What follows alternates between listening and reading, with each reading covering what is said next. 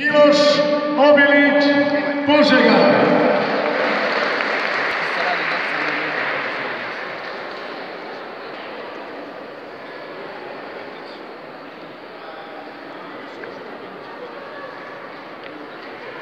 Treće mesto pripada karate klubu Lotos Smederevo.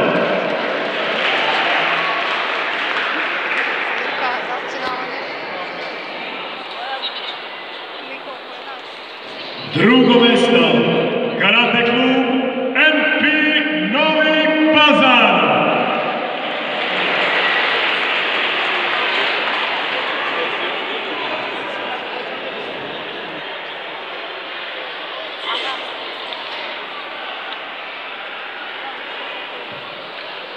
I prvo mesto pripada karate klubu Požarevac 92.